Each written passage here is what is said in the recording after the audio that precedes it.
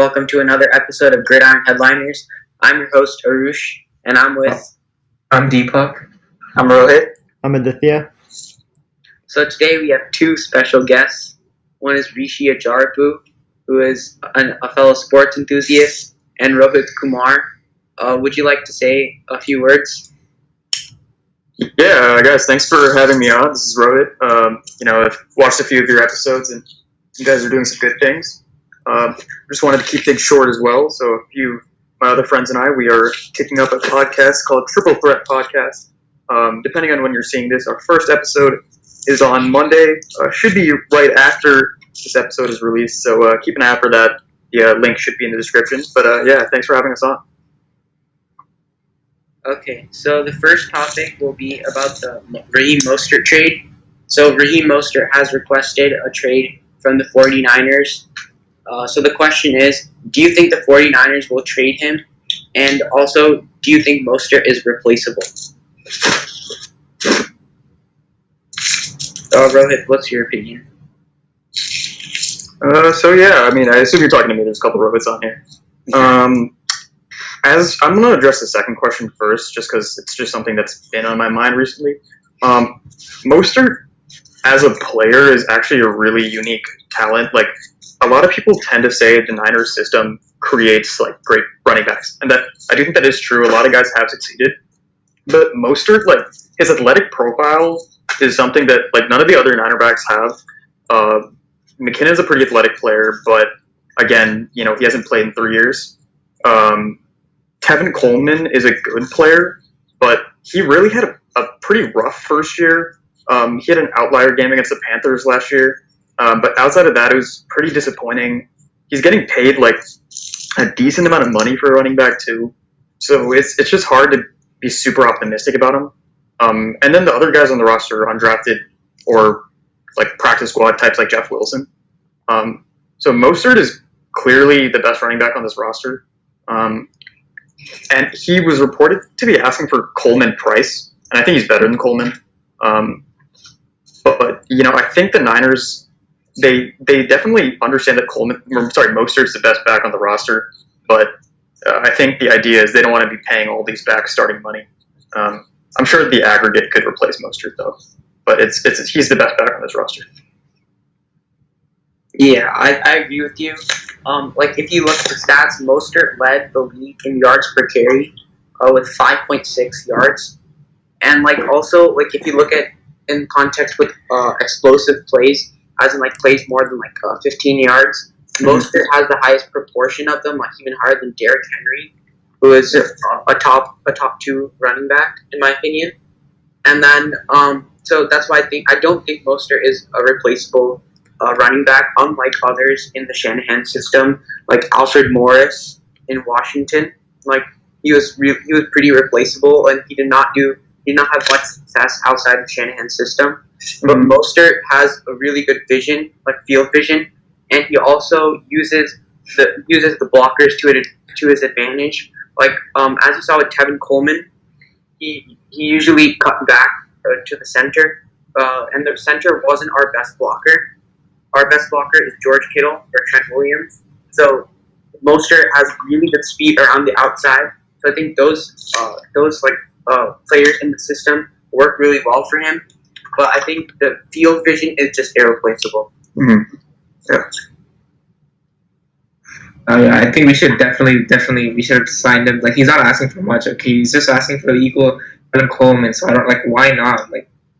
Come on, he was such a good player last season. So we need to definitely keep someone like that in the field. I may be biased. He's a fellow Boilermaker, but I think he's definitely one of the best players.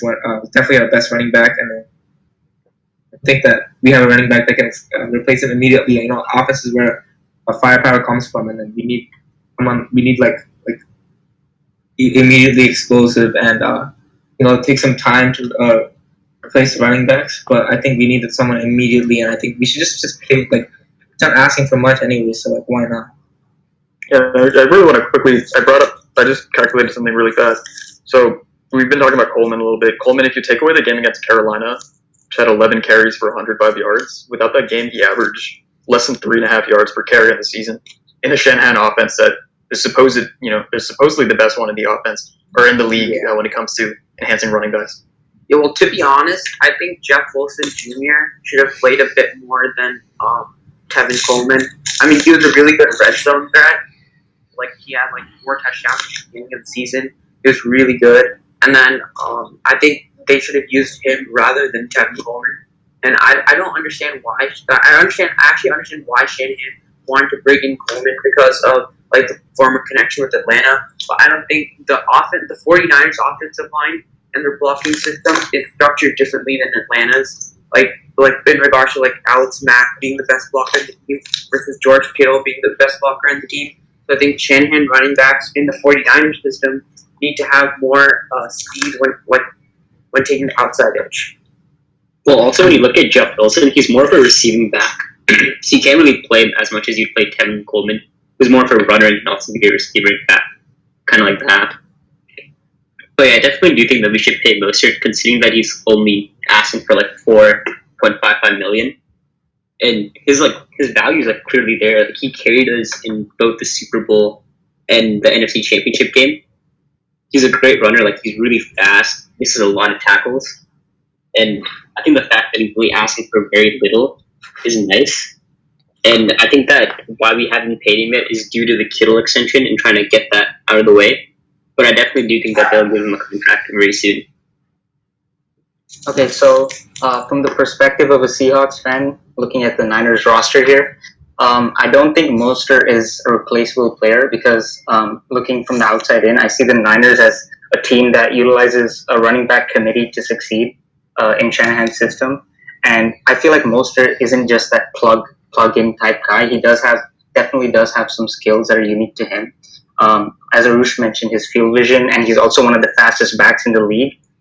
So what I think the Niners will do here is they will pay him that money because he's not asking for, like top tier running back money. He's just asking Coleman money, and Coleman to me is a backup in that system. So yeah, he does deserve to be paid more than the second or like the backup. So yeah. Yeah, I agree. I mean, the Niners have to pay Mostert, especially when they traded Matt Breida. If they didn't, then this would be a different conversation, but they did. And especially this year with Deebo Samuel injured, at least for like the first part of what we know. And he's going to come back a little later, but they're going to be dependent on the run more than ever in this season, even more than last year. So I think they do need to re-sign Raheem Mostert. But I think they will. I think like the Mostert contract, it should like, in my opinion, I don't know why the 49ers are even like considering not paying him. Like, other than like coronavirus, like would decrease the amount of cap space. The other one, I don't think that the Niners should really consider not paying him because he's on a special teams contract right now, and he deserves to be paid like a first or like RB1 in the Shanahan system. Like, I would money is paid. Yeah, actually, I was looking at some stuff here. The contract itself isn't like outrageously low. He's still getting paid as a starting, like as a top 32 running back. But so Coleman's getting paid 4.2. Mostert's scheduled to get paid 2.9, which isn't even a big raise or anything. And Coleman's contract is up after this next year. I mean, contract like financially, this doesn't seem to be like a crazy risk to pay him that extra 1.3 if that's all he's asking for. Especially when you're losing Coleman after next year anyway. Yeah, and like so. I think also. Oh, sorry. You can go ahead. Actually, no, Rishi, you can go. I was just about to ask like another question about. Okay. Yeah, I think for Mostert, like obviously we should pay him, but I think again like Kittle is the priority. But when you're looking at like replacing him, we could get like maybe a 4th or 5th round pick, maybe a 3rd, and then also you could use Jalen Hurd through the wide receiver runs. You could use Deebo Samuel, even Brandon Ayuk. And there are like some other pretty good players that we drafted, that we picked up in the undrafted free agent pool, who have the potential to do well, and obviously be like the next dark horse like Mostert was. Yeah, at the end of the day, I'd still support like signing him because he's truly like a unique player, and like we can't directly replace him, but we can work around him, not having him. I guess like Travis Benjamin from the Chargers, he was. I think people are like sleeping on him. He might have a really good season, or he might be on the roster. And he might make like the wide receiver 3 or fill that spot. And then until Deebo Samuel like like pushes him down to wide receiver 4. So that's like one of the roles I see for him. But this is the question I was going to ask. How do you think the 49ers running back depth chart is going to look like, whether, like, depending on if Mostert stays or leaves? Well, I think Coleman would definitely be the starter. And even when you're looking at like most games, Coleman actually came out as the starter. When you're looking at all the playoff games, he started like the first one drive. And obviously in the Vikings game, he like played most of it. He actually carried us in that game. But in both the Super Bowl and the NFC Championship game, Mostert came on and ended up being the leader of the committee. So Shanahan just went in the hot head. But I think that it would be split evenly among Coleman and McKinnon, assuming he comes back. And then I think Jermichael Hasty will take up third. Will take up third spot with Jeff Wilson being fourth. Yeah, what about the guy from Washington? He's pretty fast, like a Matt Breida type running back. Yes, it's kind of a weird name to pronounce. It's I believe it's pronounced Savon Ahmed. Ahmed is like he's definitely a situational type back. I'm just looking at his profile on Player Profiler here. For some context, he is a 6th percentile BMI, and that's obviously like guys like Derrick Henry, like workhorse types are really high up there. Ahmed's gonna be like he's a solid replacement for Breida. I wouldn't call him a replacement, but that kind of role, he's a solid fit there. And then Rishi brought up Jermichael Hasty, who's probably shouldn't have gone undrafted. Like he's got a good solid build for a running back. He's got impressive workout numbers. He put up, I guess the issue with him was the college numbers. He never exceeded 627 rushing yards in a season. But this is a pretty good receiver. He logged 25 receptions at least every single year, and in college, that's something to note. Not a lot of guys, other than like Clyde Edwards-Helaire, are putting up crazy numbers, and he's a reliable receiver. So as for your question, I would put Mostert at the RB1, followed by Coleman, and as much as I like McKinnon, I'll slot in Hasty at that third spot. I don't think they're going to carry a 4th running back. There's a lot of uncertainty with Jet. I don't think I think you're hyping up like all these undrafted and like high round draft picks. I don't think they're gonna Breida popped off, but just because Breida popped off doesn't mean all these other guys are gonna pop off. Whoa. I mean, Mostert also popped up. And he was undrafted and cut by 7 different teams. Yeah, 7 different teams, and he popped up on this particular scheme. You never know if these guys are gonna pop up as well. Okay, these are like. Well, I mean, but the track record though is kind of nice. Exactly. Like you can't argue with the track record. It's worth comparing them to the other guys too. I'm comparing Hasty to a Jet McKinnon who's coming off 2 ACL tears, hasn't played in 3 years. Comparing him to Jeff Wilson, who hasn't really played. Like, he had a big touchdown last year, but he doesn't really play. He's on and off the practice squad. Also comparing him to the other undrafted guy, Ahmed. Like, the competition for that third running back spot is there, but it's also not that fierce. And we also utilize a lot of wide receiver sweeps. We got Kyle Juszczyk, who's also a great runner. We use Kittle often running out of the backfield. So there's like a lot of different schemes that we can use. We can also use Jalen Hurd. He's a wide receiver. And he Dante Pettis, Brandon Ayuk. I don't know about I think Dante Pettis might be traded before the season.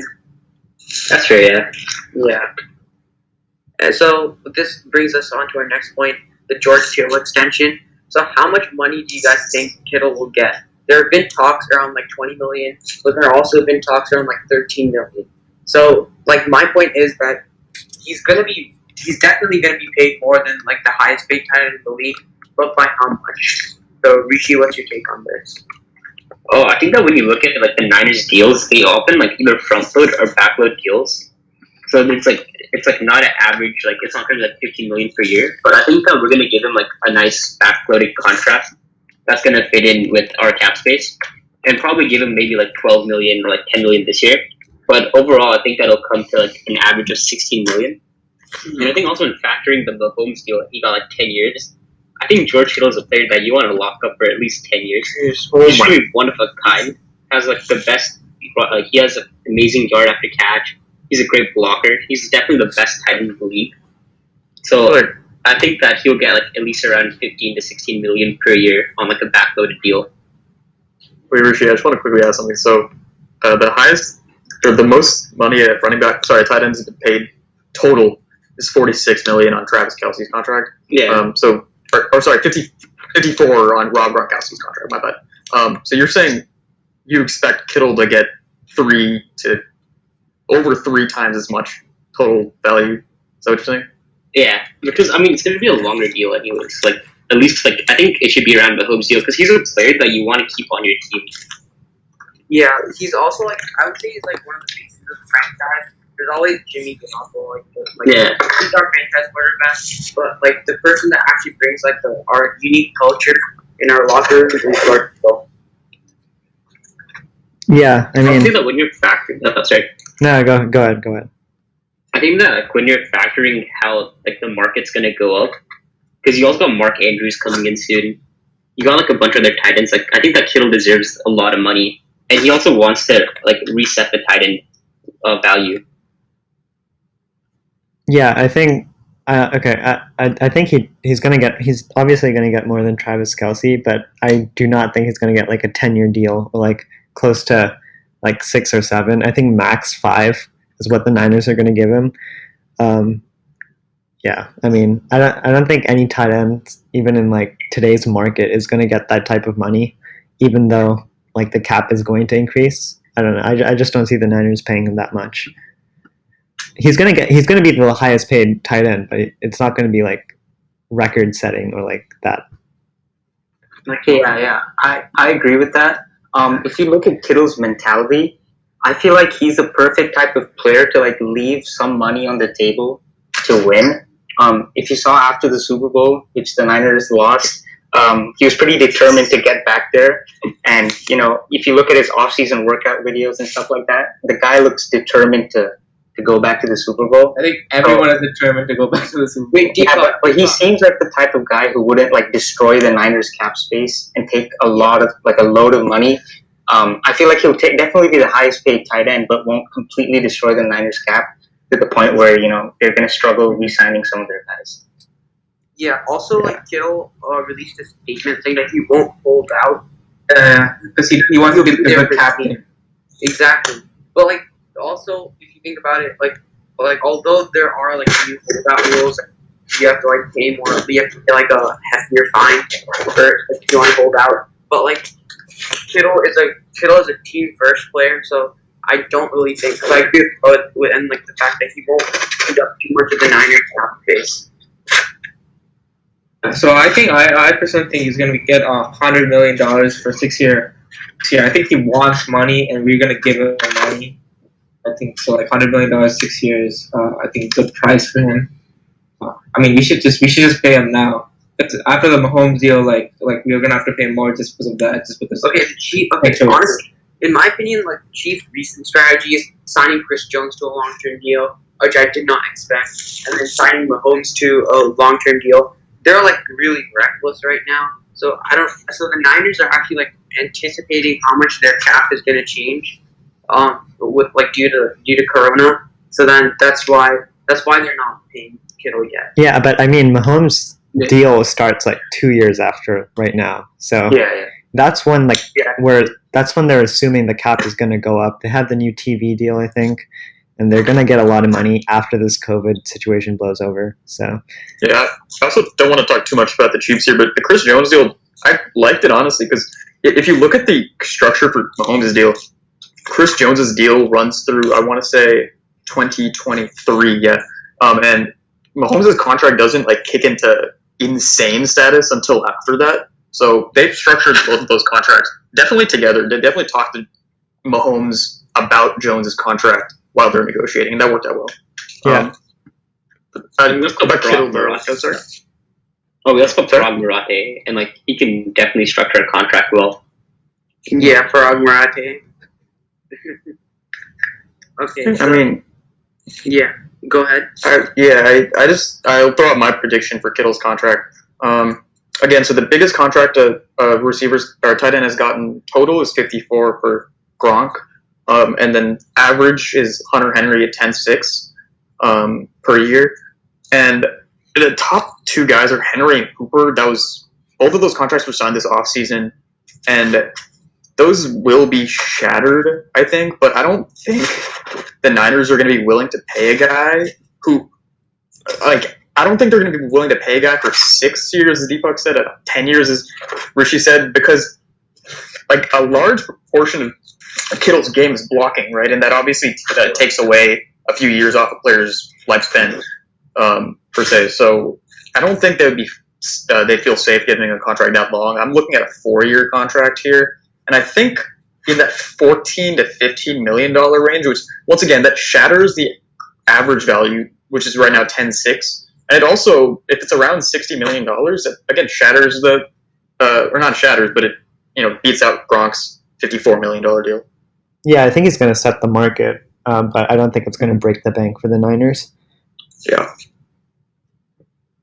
Okay, so moving on to our final question. What do you guys think is the weak link on the 49ers team? The receiver group, I think, because other than Deebo Samuel and obviously Brandon Ayuk, but we don't know about off season this, especially this season with COVID, about the training camps and all that stuff. So it might take him a while to develop, and Deebo Samuel's injured, and you guys have a lot of unproven talent.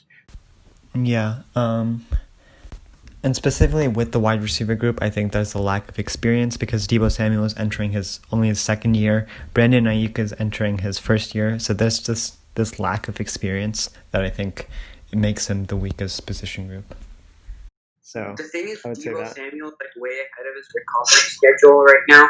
But for an injury rehab, that doesn't really mean anything until he's behind. But then the thing is that I don't expect him to miss too much of the regular season. I think it'll just be the first couple of weeks, first 3 weeks maybe. But then if we look at the first 3 weeks, we have the Cardinals, which is going to be a really tough game without him, and then we have two rebuilding teams in the Giants and the Jets, and then he'll come back for week 4.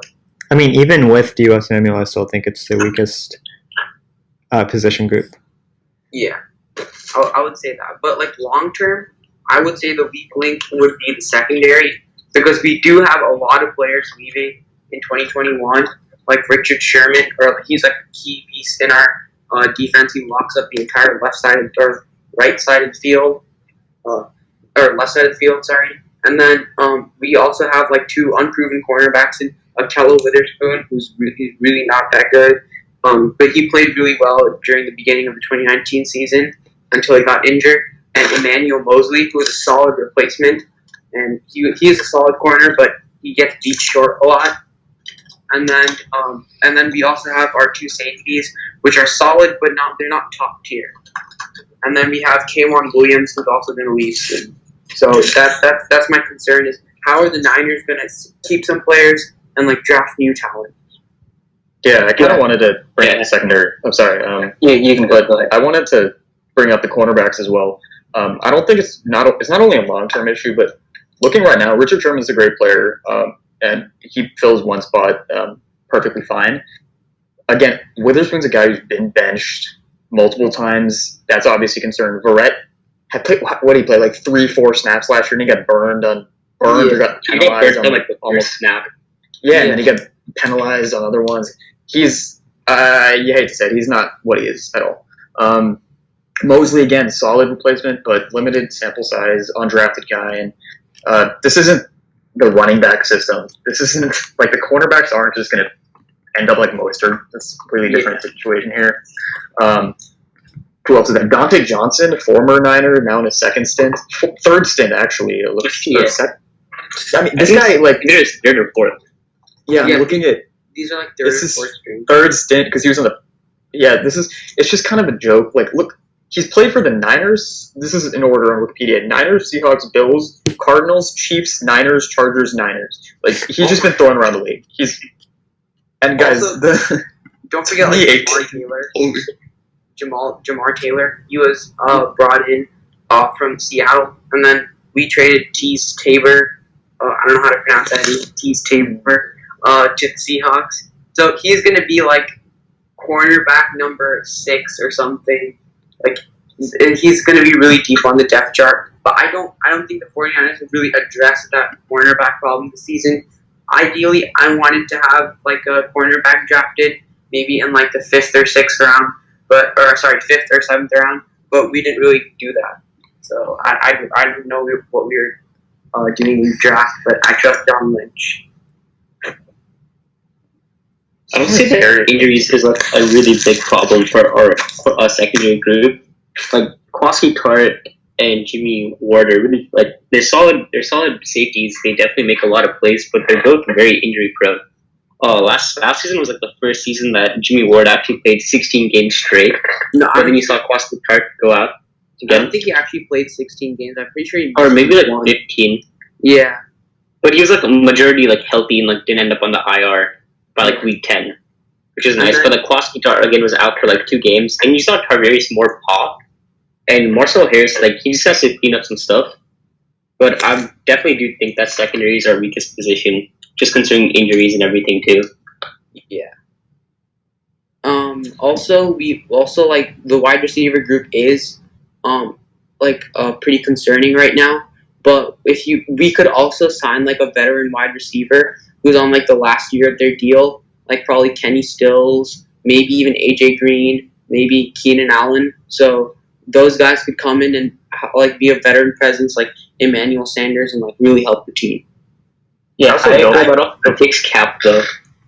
Yeah, it does. But like, do you think we're really gonna like? I don't know much about like their contracts, but like I'm pretty sure like at least Kenny Stills would be able to like somewhat help our team.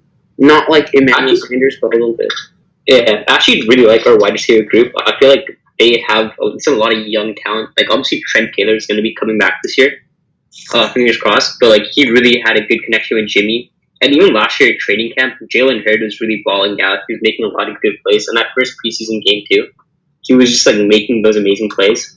So I definitely like have a lot of optimism in how our wide receiver group is going to perform. And I think that they're going to like be surprising a lot of people this season. I think the long-term outlook too is a lot better there. Like you said, a lot of young talent on rookie contracts. Debo, their de facto one, obviously a second-year player, so we got 3 more years, I guess, of him. Ayuk, rookie first-rounder. Jalen Hurd, a second-year, third-round pick. Like I think there's a significantly higher chance that one of these guys steps up than any of these cornerbacks. Like you can't really feel confident in any of these young cornerbacks. Mosley, an undrafted player. There's a lot of capital invested in these receivers, so the chances of them breaking out is a lot higher. Also, like Shanahan, he's really good with receivers.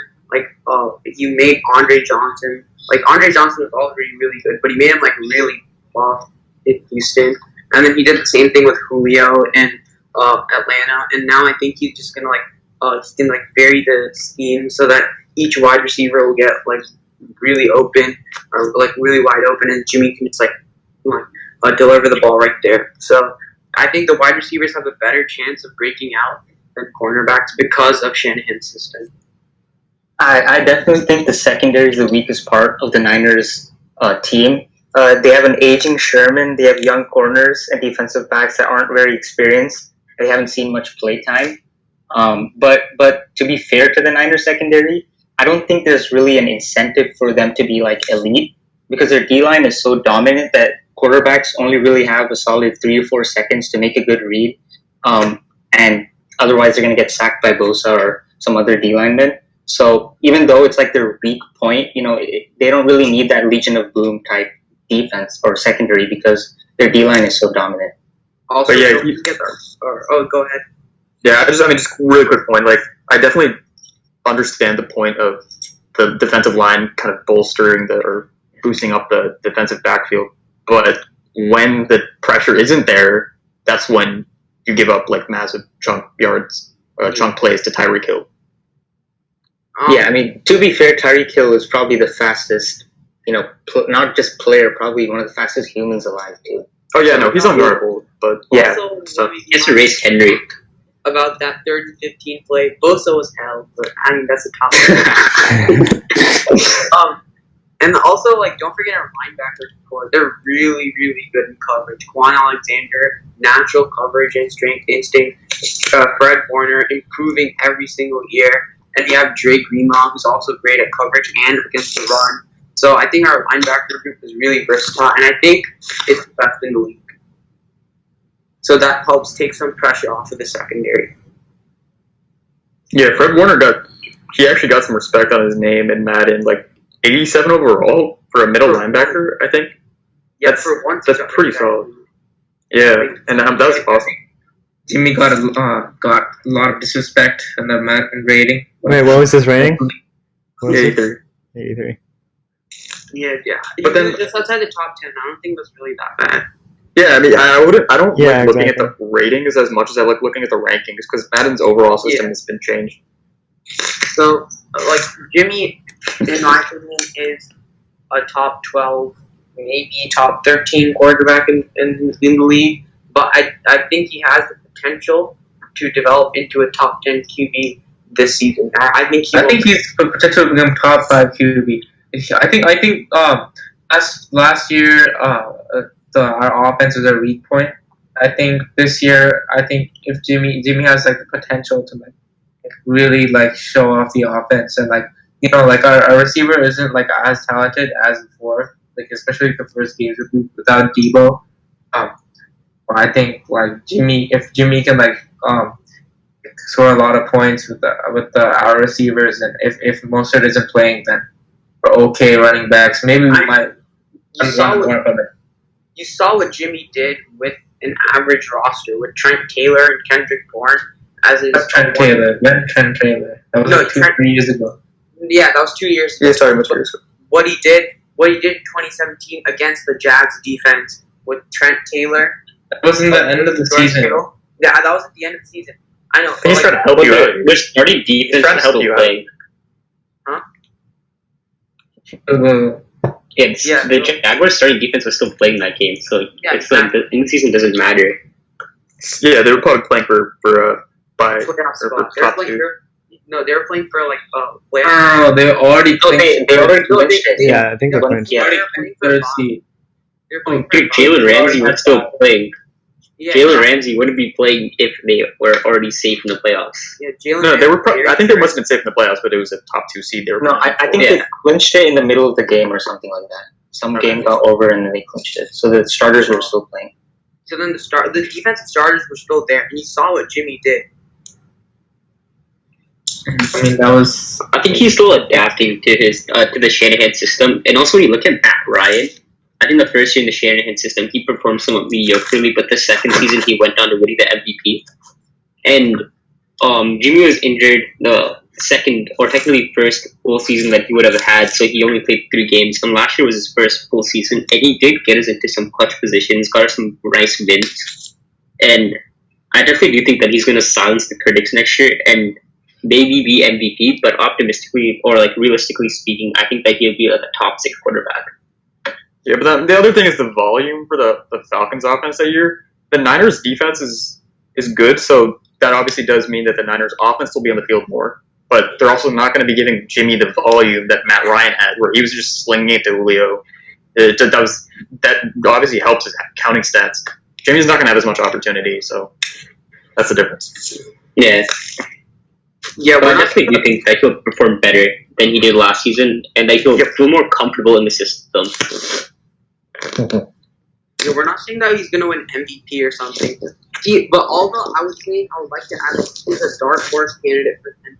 I don't know why a lot of people are adding like Drew Lock and like Kyler Murray. Kyler Murray is understandable like a little bit, but then Drew Lock, he's only played like 5 games, and then like most of them were against like pretty bad teams, and like he lost against the Chiefs.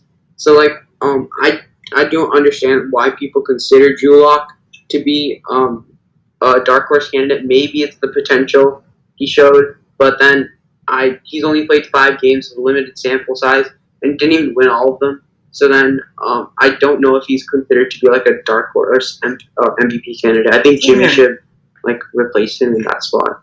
I think like you could place your bets on Drew Lock just because like it's like such a low risk kind of thing to do, and if it does pay off, you look really good. But Drew Lock, I don't think Drew Lock like is on the same level as Jimmy in terms of their chances of winning MVP. Like if you're considering Jimmy a dark horse, Drew Lock is like way just on a different level. I don't think he has a shot. Yeah. I think it was a shot because he has like a lot of weapons. Yeah, but like, Yeah. That and that. Well, I mean, Compared, I'm sure you can give him a shot, but it's not They're still developing those. Like you can't really expect much I from mean, him. like what happened? Like last 2 years, it was like Lamar Jackson 1 year, second year, and then Mahomes second year starting. No, actually no, first year starting. So I think like you could make a case for Drew Lock or Kyler Murray. But then You also could those it could be teams, like Baker Mayfield. Like Baker Mayfield was a dark horse for MVP last year, and look what happened. Lamar did. Lamar was second year. I mean, Yeah, I mean, also, it can happen or it can't happen. Like you never know. I feel like it definitely depends on the talent of the quarterback too, because if you look at Alex Smith in that same Kansas City system, he didn't have nearly the same amount of success as Mahomes did. So you can't just use the logic of, oh, the Broncos have weapons, so therefore Drew Lock is, a dark horse MVP candidate when he's not played that many games. I think yeah, that's they have weapons for sure. Yeah. They just don't And have the also O-line coach. at all. The coach No. matters a lot more. Yeah, The exactly. coach matters. Fangio's Like terrible. yeah, like Mahomes had Reed. Vic Fangio is not really a great offensive coach, but his defense, like his defensive systems, like he single-handedly made sure that McVay couldn't score. Like he couldn't drop like 50 points on him. Yeah, but- so 30 points. But that doesn't mean Drew Lock's going to win MVP, right? Yeah, it doesn't. But I'm just saying that Vic Fangio is not a bad coach. And then I'm saying that like Broncos will be a good team, but I just don't think that Drew Lock is on the same level as Jimmy to like win an MVP. Yeah, and also Well, worth keeping in mind. Also, Nick Fangio won't be developing Drew Lock. It's going to be up to the offensive coordinator. Yep, and Pat Shurmur, I wanted to quickly note, is known for his like rushing attack. Obviously, just brought in Melvin Gordon, who's one of the higher paid running backs in the league now. And again, he was the coach when Case Keenum popped out for the Vikings. Case Keenum wasn't an MVP candidate. He was a really efficient quarterback, a solid player, but the offense is always going to be centered around the running back in a Shurmur offense. So you're not going to be seeing the craziest counting stats in the world for Drew Lock. He might have a good year, but not an MVP type year. That's my forecast. They also have Philip Lindsay too, so they're definitely going to focus on like the run. Yeah, and Royce Freeman's also like an excellent running back, like a great player. Yeah. Okay, so I think this wraps up our discussion on the 49ers and some other teams like the Broncos. So see you next time on Gridiron Headliners. It's not a game, it's a rich thing.